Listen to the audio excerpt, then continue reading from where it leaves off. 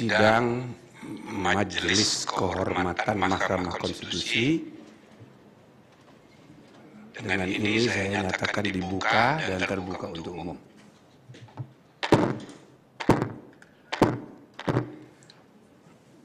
Pertama saya ucapkan selamat datang pada saudara-saudara semua, baik yang hadirin maupun hadirat, maupun zoomin dan zoominat yang hadir melalui Zoom.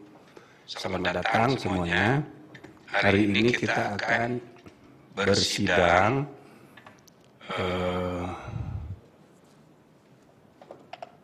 mulai persidangan. Kalau yang lalu itu masih kita sebut hari Kamis yang lalu rapat klarifikasi, tapi substansinya sudah sidang pendahuluan.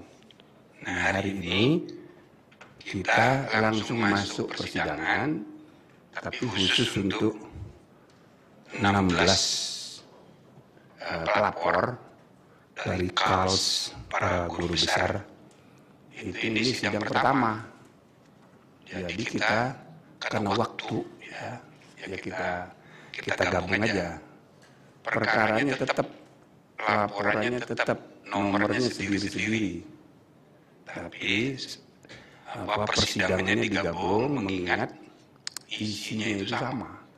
Kalaupun tidak sama mirip. Nah, gitu. Jadi mohon dimaklumi bahwa ini kita langsung sidang. Dan yang kedua, ada permintaan dari pelapor Profesor Denny di sidang yang lalu itu, dia minta putusannya cepat. Jadi kami sudah rapat dipertimbangkan, itu masuk akal itu usulannya. Sebab kita tidak boleh terlalu terpaku pada prosedur formal gitu ya. Karena kita harus mengejar jadwal. Jadwalnya itu tanggal 8 itu hari terakhir untuk pergantian capres paslon. Soal putusan belakangan. Tapi yang penting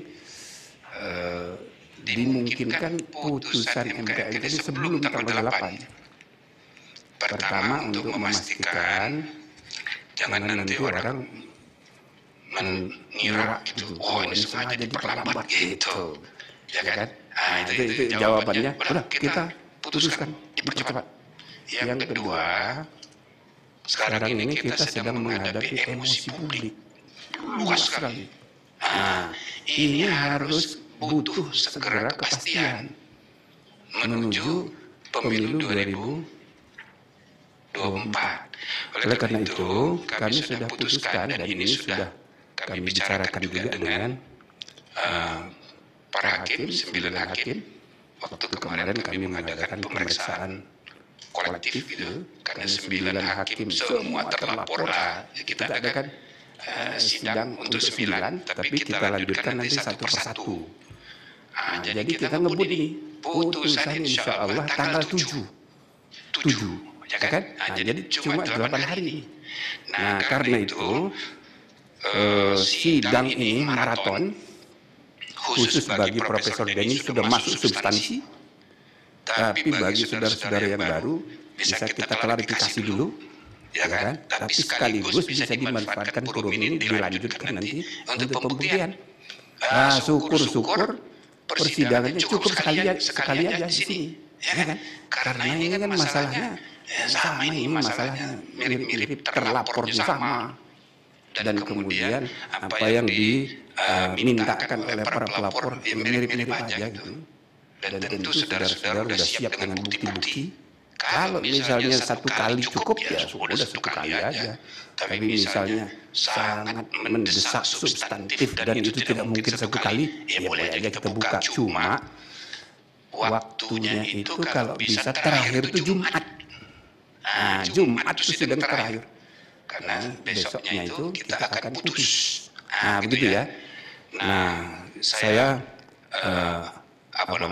ucapkan selamat datang dulu kepada para pelapor, khususnya pelapor pertama itu Profesor Denny. Sudah hadir? Oh, benar hadir ya. Bukan cuma foto ya, hadir ya. Beliau ini, oke. minggu lalu sudah janji mau datang ke Jakarta khusus. Sudah pesan tiket, tapi rupanya nggak dapat tiket ini. Ya sudah, sama aja. Hadirin dan zoom-in sama aja. Ya, nah, jadi untuk klarifikasi bagi saudara ini nggak perlu lagi. Nanti kita beri kesempatan untuk pembuktian gitu ya Pak Denny ya. Langsung masuk substansi. Nah sekarang untuk yang apa saya menyebut ini KALS apa? Jadi laporan nomor 11 ini dari Constitutional and Administrative Law Society. Wah ini keren namanya KALS. Ini saudara kembar dari APHTN ini. Ya kan? Nah satu lagi perkara nomor 13 LBH Yusuf. Yang KALS tadi mana? 5 orang. Komandan. Oh ya Zoom siapa aja? Atau diperkenalkan dulu nama-namanya? Silakan. Selamat pagi, Yang Mulia.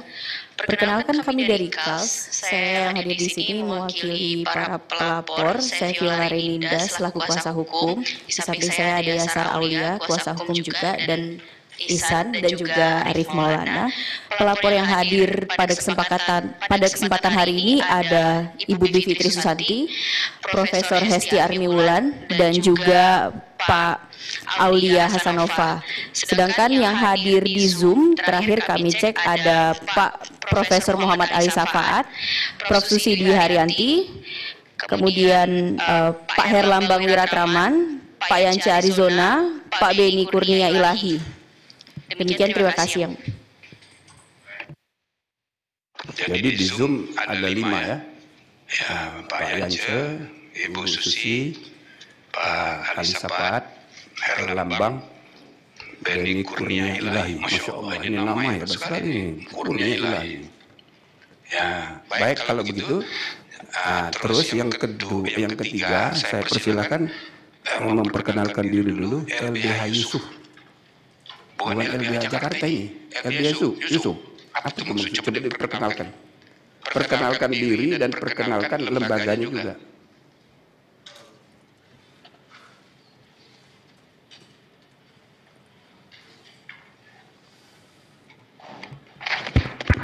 Baik, terima kasih Yang Mulia. Perkenalkan kami dari LBH Yusuf, lembaga bantuan hukum yang aktif dalam proses penegakan hukum dan juga mengawal proses demokrasi di Indonesia, tak terkecuali dalam pemilihan presiden tahun 2024 kali ini. Saya pribadi atas nama Iksan Prasetya Fitriansyah, sebelah kiri saya ada Andi Karson, sebelah kanan saya Zaid Musafi, sebelah kanan saya Pak Mirza Zulkarnain, dan ini rekan di belakang Rifko Bawazir serta Daniel Hasan. Terima kasih Yang Mulia. Oke, ini yayasan ya? LBH Yusuf itu nama siapa pendirinya? Oh, pendiri. Datang, enggak? Oh, baik. Selamat datang Pak, seperti namanya? Pak Ihsan ya, dan kawan-kawan. Kita lanjutkan nomor 4, ini perkara atau laporan nomor 14. Saudara Ziko Leonard Jagardu. Silakan memperkenalkan diri dan memperkenalkan diri juga institusi atau lembaganya. Silakan. Terima kasih Yang Mulia, saya Ziko Leonard Jagardu sebagai perorangan yang mencintai Mahkamah Konstitusi melaporkan sebagai pribadi saja. Dan terkhusus tadi karena Yang Mulia sudah menyebutkan, saya harus menegaskan bahwa laporan saya bukan terkait putusan 90, sehingga dari kemarin saya minta sidang saya dipisah. Karena saya sama sekali tidak mempermasalahkan putusan 90, tetapi mengenai perihal yang berbeda sebenarnya Yang Mulia. Terima kasih. Siapa terlapornya? Ketua Mahkamah Konstitusi. Tapi ini terkait pembentukan MK-MK yang dari 2021 diundur-undur Yang Mulia. Iya kan yang dilaporkan Ketua MK Anwar Usman. Ngomongnya berbeda nggak apa-apa, karena waktu kita nggak banyak. Ya kalau harus melayani saudara sendiri, kita nggak ada waktu. Ya kan? Bisa nggak Anda jelaskan sekalian ini ya, untuk klarifikasi. Saudaranya apa kepentingan hukumnya? Kok sebagai perorangan gitu, mau minta sidang khusus lagi. Coba apa? Yuk terangkan. Coba. Ya, saya sebagai advokat yang fokus masih dan akan terus berperkara di MK, saya membutuhkan MK yang berintegritas. Masalahnya adalah sejak 2021 itu kan Dewan Etik sudah mati suri. Saya bersama beberapa senior saya, contohnya Bang Victor, kami mendesak waktu itu dibentuknya Dewan Etik dari 2021. Tapi sampai 2023 MK tidak terbentuk. Akhirnya waktu Februari 2023, ketika saya mau melaporkan Pak Guntur Hamzah karena perubahan putusan, saya nggak bisa melaporkan. Saya harus akhirnya memasukkan perkara baru ke MK. Baru itu diliput media dan MK langsung membentuk MK. Tapi waktu itu saya kebingungan mau lapor kemana. Bahkan ada senior saya yang bilang, udah pasrah saja, MK nggak ada. Nah, itu yang saya permasalahkan, Yang Mulia. Iya. Ya, masuk akal juga. Ya, kita terima lah. Jadi Anda punya kepentingan hukum yang nyata gitu ya. Udah pernah lapor tapi nggak ditanggapi. Jadi ini kan karena undang-undang baru, namanya berubah dari Dewan Etik ke MK gitu. Dan memang agak telat ini. Pak Denny itu sudah mengajukan laporan bulan Agustus, udah lama. Ya kan? Oke, nanti Anda begitu soal substansi, Anda buktikan apa yang dilanggar, gitu kan? Nah, sedangkan KALS ini, ya ini untuk formalitas saja. Anda harus terangkan juga. Anda punya kepentingan hukumnya apa? Itu, silakan. Baik, terima kasih Yang Mulia. Sebagaimana diketahui, KALS itu kumpulan dari profesor dan juga dosen atau pengajar di bidang hukum tata negara dan hukum administrasi negara yang terhimpun di dalam satu organisasi. Tentu sebagai profesor dan juga staf pengajar hukum tata negara dan HAN, Bapak Ibu di sini memiliki concern dan juga perhatian yang besar terhadap keberlangsungan penyelenggaraan kewenangan dan juga kelembagaan dari Mahkamah Konstitusi.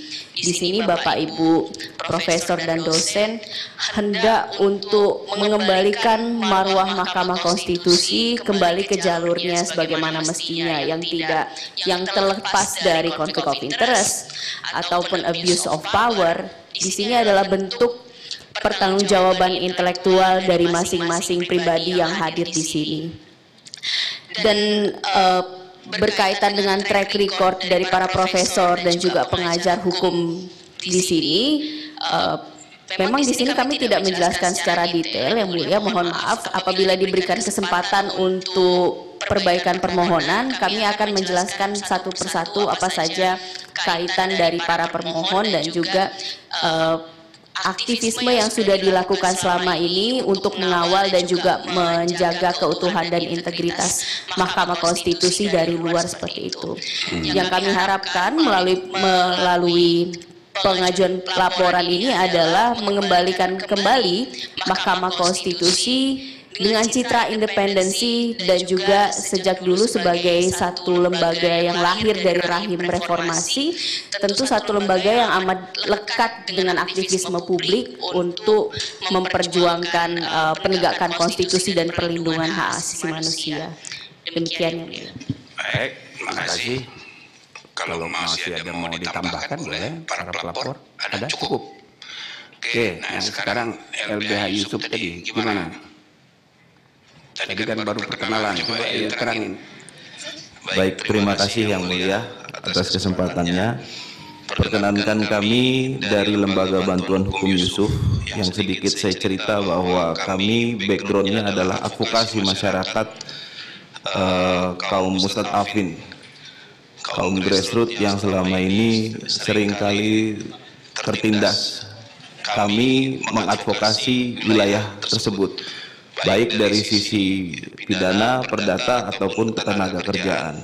Dalam konteks ketatanegaraan ini, hati nurani kami terus terang terkoyak, Yang Mulia. Kenapa? Karena kami selaku badan hukum yang sah didirikan berdasarkan hukum Indonesia, yang selama ini sudah mengadvokasi dan mengambil peran dalam proses penegakan hukum Indonesia, melihat secara terang benderang adanya dugaan pelanggaran kode etik yang dilakukan oleh Ketua Mahkamah Konstitusi atas permohonan nomor 90 garing PUU dan seterusnya.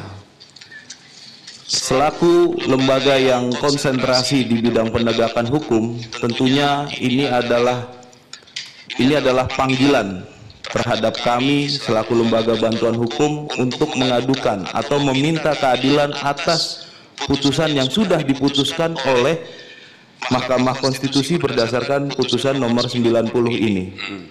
Jika kita meminjam istilah yang digunakan oleh salah satu jaksa agung, terangnya matahari lebih terang lagi, adanya dugaan nepotisme, adanya dugaan pelanggaran kode etik dalam proses pemutusan ini, perkara nomor 90 ini yang mulia.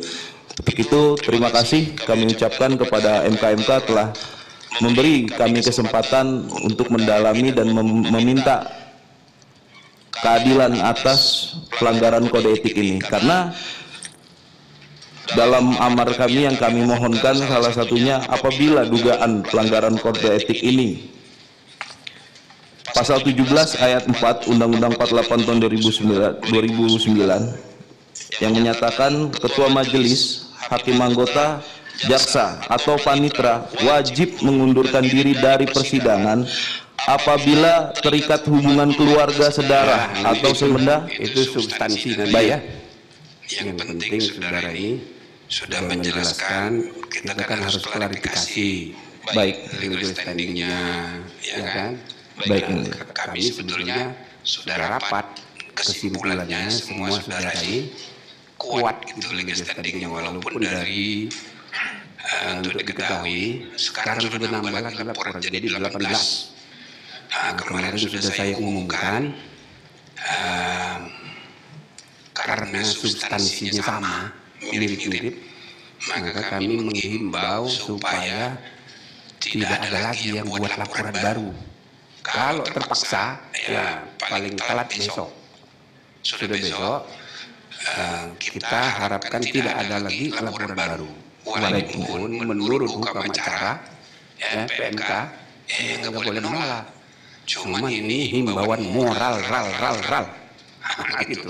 Tidak kuat secara hukum, tapi kita menghimbau sekali karena soal waktu. Jadi sekarang total 18. Nah, 18 itu maksudnya 18 laporan. Pelapornya itu kayak kalsi 16 orang. Ada yang 20 orang. Jadi ini menggambarkan antusiasme. Ya, kalau negatifnya emosi publik. Ini kan harus direspons. Kita tidak bisa biarkan.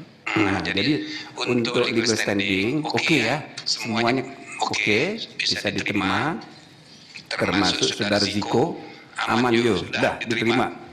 Nah, nanti dijelaskan aja substansinya, tapi belakangan biar kita dengerin dulu, ya. Nah, baik saudara ya, sidang ini sekali lagi ditonton secara terbuka. Ya, saya perlu jelaskan sekali lagi, di PMK disebut eksplisit persidangan tertutup. Nah, begitu. Tapi ini kita pahami bahwa prinsipnya tertutup. Kenapa mesti diatur tertutup? Karena menyangkut kepentingan para hakim, 9 orang.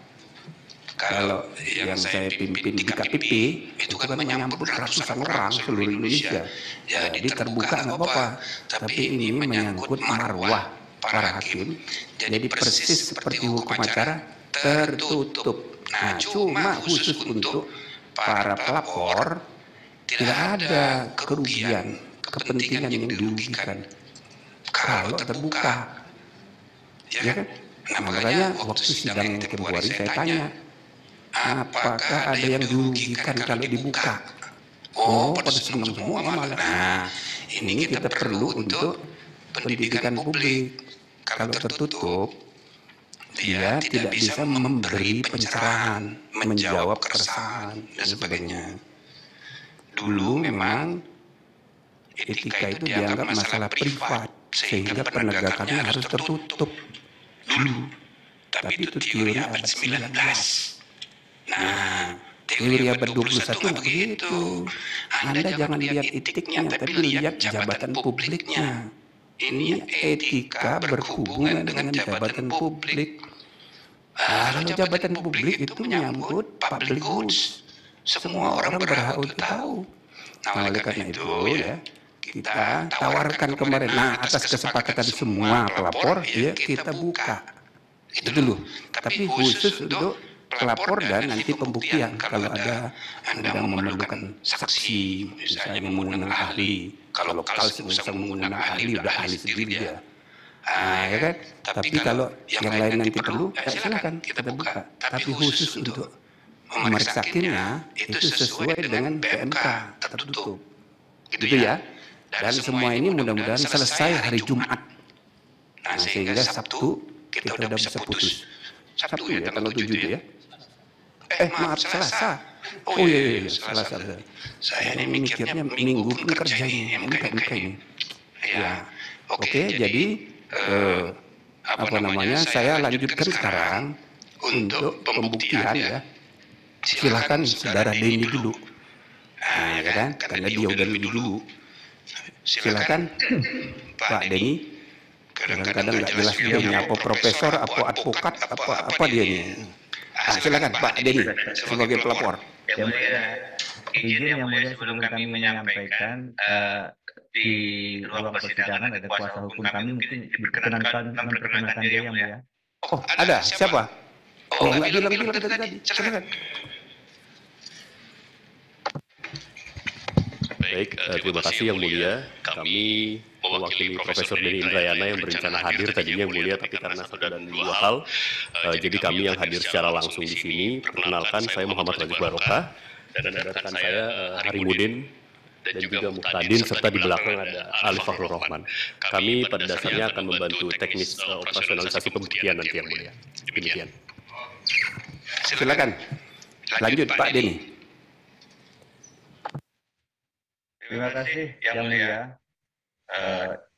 Izin kami menyiapkan untuk memudahkan, kami sudah berkoordinasi untuk menyiapkan presentasi rangkuman dari apa yang akan kami sampaikan. Izin saya tampilkan yang mulia.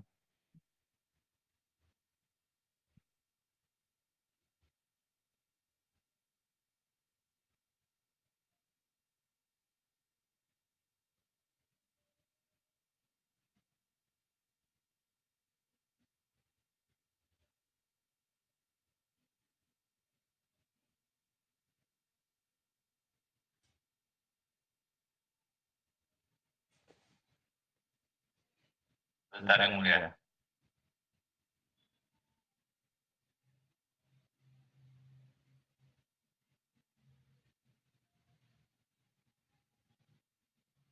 Apa masalah? Bentar yang mulia. Ini udah dua bentar ini. Oh ya, silakan.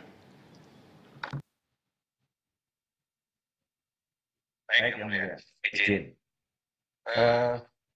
Yang mulia, Majelis Kehormatan Mahkamah Konstitusi, izinkan kami pelapor menyampaikan intisari dari argumen laporan dugaan pelanggaran etika oleh hakim pelapor, Saudara Anwar Usman, yang mulia Ridwan Usman. Uraian lebih lengkap dari argumentasi pelapor mohon berkenan dibaca dalam laporan aku, dan karenanya mohon yang ditulis dan yang disampaikan di persidangan ini dianggap sebagai satu kesatuan. Pelapor menulis laporan ini dengan penuh rasa sedih dan memikirkan bagaimana Mahkamah Konstitusi Republik Indonesia, lembaga yang bersama-sama cintai dan harapkan akhir-akhir ini telah berubah menjadi lembaga yang dipersoalkan dan dipertanyakan kredibilitas dan integritas kelembagaan dan hakim-hakim konstitusinya. Oleh karena itulah, pelapor dengan segala upaya berusaha menjaga kehormatan Mahkamah Konstitusi meskipun dengan cara menyampaikan kritikan dan masukan yang tidak jarang juga untuk menyampaikan pokok-pokok laporan kami secara bergantian. Nanti ada saya dan juga Yasar Aulia menyampaikan. Pertama kami akan mulai dari dokumen-dokumen yang baru kami masukkan kemarin sore, Yang Mulia. Jadi yang pertama adalah surat pengunduran diri sebagai pelapor dari khususnya oleh Profesor Denny Indrayana. Jadi surat ini bertanggal 30 Oktober di mana Profesor Denny mengajukan pengunduran diri sebagai pelapor di perkara KALS, perkara nomor 11, dan juga akan fokus kepada pembuktian dan persidangan ke depan mewakili perkara nomor 1. Namun mohon maaf Yang Mulia, kami belum memperoleh bukti penerimaan dokumen. Jadi mungkin setelah ini bisa berkoordinasi dengan pihak sekretariat. Ya, saya kira dikoordinasikan aja. Jadi dalam sejarah belum ada orang lapor langsung di sidang seperti saudara ini. Laporannya kapan? Tanggal berapa itu? Hari Jumat. Jumat. Coba sekarang langsung sidang mengalahkan yang lain-lain. Karena memang ini mendesak. Jadi kita lihat, wah ini penting nih. Ya kan? Tidak perlu lagi mengundang ahli, udah ahli semua ini. Jadi nanti hal teknis itu Anda selesaikan aja, ya. Termasuk tadi kami udah terima suratnya dari Pak Denny.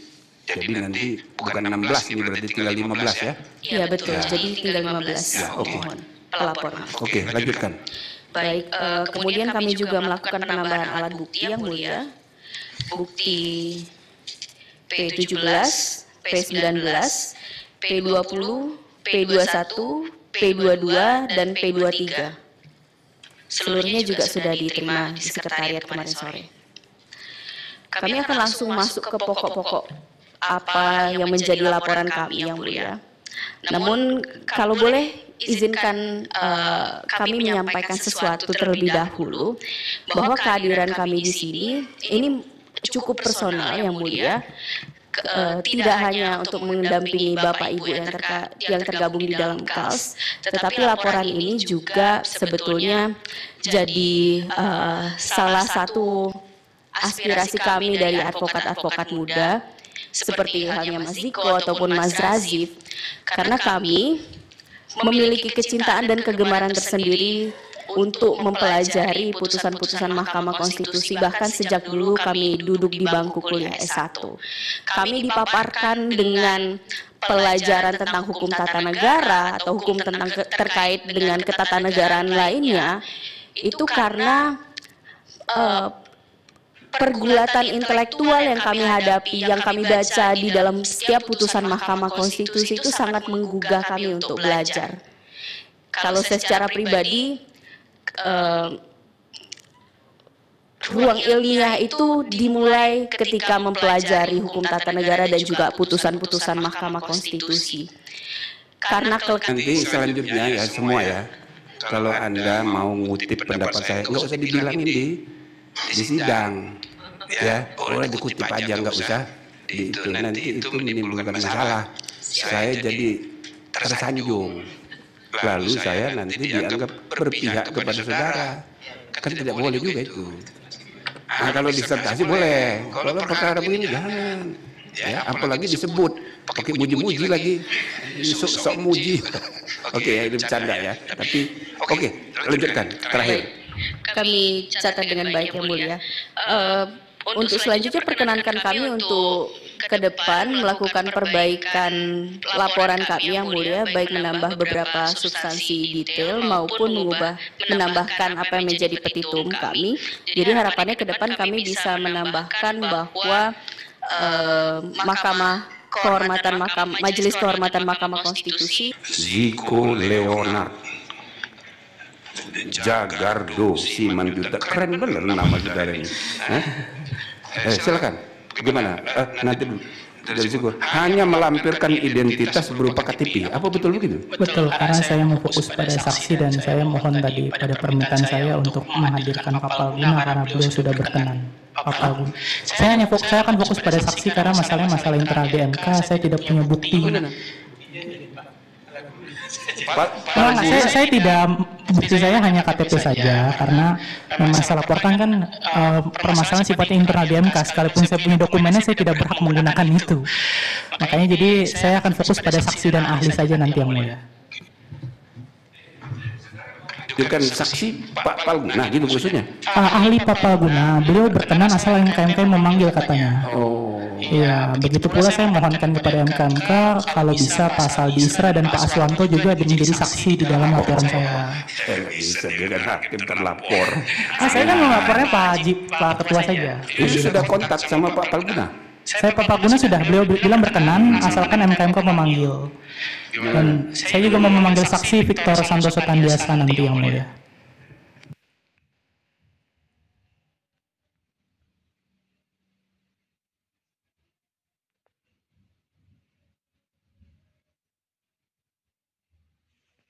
Yang pertama saksi Victor Santoso Tandiasa, yang kedua ahli Pak Palguna. Itu kalau menurut saya.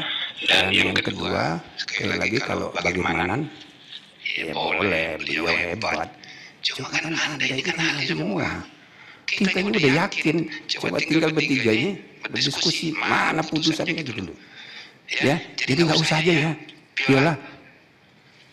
Nggak usah ya, nggak usah ngotot lah. Hah?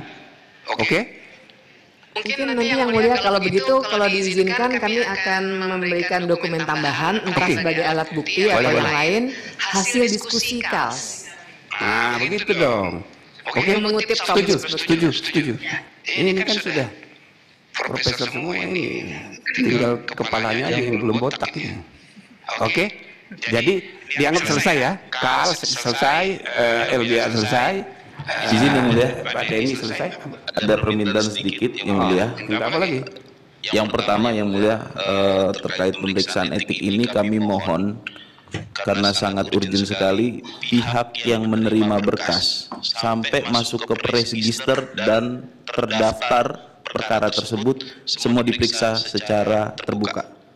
Itu permintaan kami yang mulia karena ini adalah pintu awal permasalahan dugaan konflik of interest perkara ini yang mulia. Pihak yang menerima berkas memproses dan meregister ini menjadi suatu perkara karena dalam investigasi yang kami baca dalam media itu ada perintah untuk menerima. Makanya agar menghindari suzon sebaiknya pihak-pihak tersebut diperiksa secara terbuka yang mulia. Itu yang pertama. Untuk yang permintaan kami yang kedua, mungkin untuk pemeriksaan ahli bisa dihadirkan Dr. Busro Mukodas. Beliau adalah Ketua Komisi Yudisial pertama yang mengkonstruksi betul perilaku hakim dan etika hakim yang seperti apa yang harus dilaksanakan dan diterapkan serta diawasi. Demikian permintaan kami yang mulia. Terima kasih. Ya ini kan sudah jelas sih. Anda kan mempersoalkan kekerabatan. Tidak usah terlalu jauh pembuktiannya. Ya kan? Tapi kalau mau ngotot sih boleh-boleh aja. Cuma memperpanjang persidangan jadi tambah panjang. Nah, apalagi kita ini kan berhadapan dengan laporan-laporan baru nih. Maka kan tidak tahu kita doa kita ini terkabul apa tidak tahu datang lagi. Nah jadi maksud saya kalau memang tidak ada soal serius, udahlah, ya kan? Nah untuk yang pertama benar saudara itu makanya kami sudah merancang pemanggilan terhadap panitera. Itu sudah tahu itu kan. Jadi ada masalah dalam administrasi itu kan kita mau cek, kita panggil. Cuma itu tadi tertutup, tidak terbuka seperti yang saudara harapkan karena sudah dirancang sesuai dengan aturan itu pada prinsipnya tertutup, hakim semuanya tertutup, panitera juga tertutup. Itu. Nah, sedangkan yang ini yang terbuka. Itu aja. Tapi kami bertiga itu sudah sepakat ini kita harus counter ini. Kenapa ini informasi bisa keluar? Ini enggak benar itu. Ya kan? Misalnya di Tempo, kita nggak bisa menggugat Tempo, tapi Tempo itu pasti dapat informasi dari mana. Itu kan harus kita cek. Jadi ada pelanggaran pegawai juga. Nah itu yang akan kami periksa panitera dan timnya. Tapi tidak bisa terbuka seperti yang saudara minta. Nggak apa-apa itu, ya. Percayakan aja sama kami, ya. Oke. Kalau untuk kami selaku pelapor menghadiri tapi tidak merekam atau melakukan aktivitas lainnya yang mulia, karena kami selaku permohon sebagai pihak yang dirugikan, gimana yang mulia? Udahlah ngotot saudara, tidak apa-apa, percaya aja sama kami lah. Kita ini udah sama sepakat ini. Kurang ajar ini lagi. Kita udah pada marah ini, ya kan? Cuma ya kita bagi yang pelapor dan pembuktian ini kita bikin terbuka. Sedangkan untuk yang intern kita bikin tertutup. Karena di peraturan PMK-nya jadi bilang persidangan tertutup. Itu, jadi ini saudara tidak sesuai dengan PMK ini. Padahal PMK-nya sendiri kan dibuat oleh 9 hakim, ya kan? Nggak objektif juga. Harusnya, ya kan? Prosedur penegakan kode etik tidak dibuat, ada dua. Kalau etika material dibuat secara internal, maka ya etika penyelenggara pemilu itu dibuat sama-sama antara KPU, Bawaslu. Tapi pedoman beracara penegakan kode etik itu DKPP yang memutuskan, yang membuatnya. Jadi itu apa namanya itu impose from without. Jadi bukan ngatur sendiri prosesnya, tapi saudara ini kan sesuatu yang masih evolving, tumbuh. Kita ini kan baru mempraktekkan penegakan kode etik secara terbuka sebagai ide peradilan itu kan masih baru. Jadi sabar dulu, kan perjalanan peradaban negara hukum kita kan masih panjang ini. Jadi sementara sabar dulu lah, ya, udah cukup lah. Nah begitu, nggak usah ngotot lagi. Oke ya, ikhlas. Nah ya oke. Isinya mulia. Konfirmasi aja yang mulia. Apa lagi sih kok? Konfirmasi aja. Jadi hari Jumat ya satu saksi satu ahli saya. Hari Jumat atau Jumat. Oke, makasih ya. Jumat jam 1.30. Pak Palguna ya, Pak Palguna ya. Tadi Pak Denny menunjuk tangan. Iya, Silakan. Yang mulia, kami minta satu saja kesempatan untuk yang mulia menghadirkan, memeriksa siapa yang bisa mewakili teman-teman Tempo yang mulia. Nah, ini saksi yang menurut saya penting karena kami dari jauh terus terang yang mulia tidak bisa mengkonfirmasi apa-apa yang ditulis. Kami meyakini itu adalah kerja jurnalistik yang profesional yang sudah dilakukan check and recheck. Bagaimana kami sampaikan, kami pernah membaca beberapa waktu yang lalu Tempo pernah mendapat penghargaan atas profesionalisme mereka melakukan aksi jurnalisme secara investigatif. Namun, kalau boleh kami menyarankan yang mulia untuk menguatkan apa-apa yang kami dalilkan yang berdasar kepada laporan majalah Tempo yang investigatif itu, yang juga menjadi bukti kami dan bukti rekan-rekan kelas yang tadi yang mulia sudah sampaikan.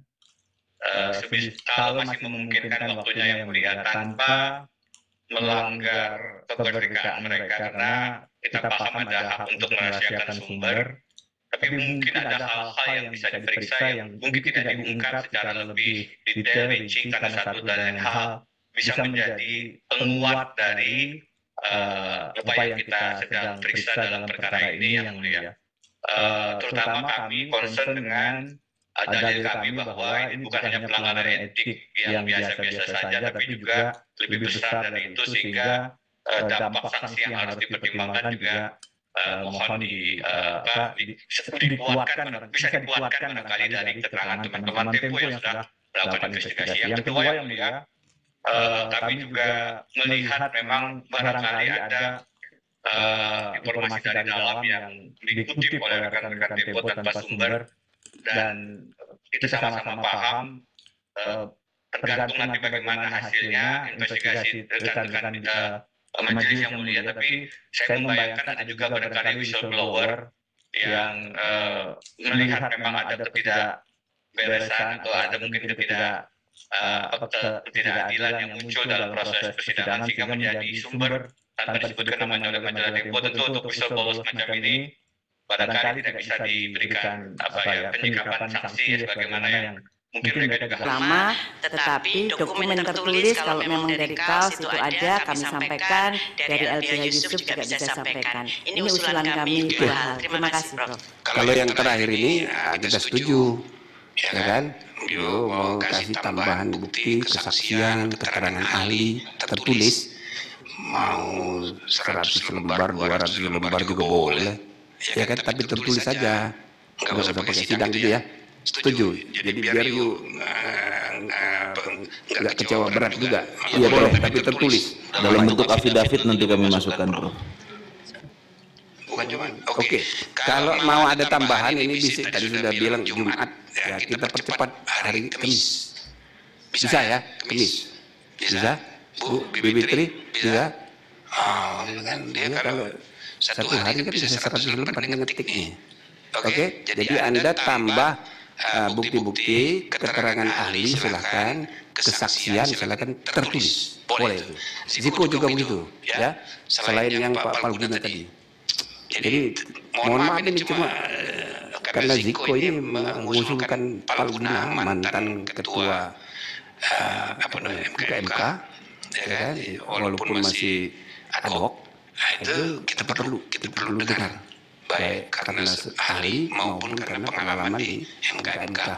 Jadi cuma dia yang kita penuhi, nggak apa-apa ya. Oke, jadi kalau begitu saudara-saudara, sidang pemeriksaan laporan dugaan pelanggaran kode etik 9 hakim konstitusi, terutama ketua MK, ya kan, yang diajukan oleh Integrity Law Center, KALS, kemudian LBH Yusuf, dan saudara Ziko Leonard. Dengan ini saya nyatakan ditutup. Assalamualaikum warahmatullahi wabarakatuh.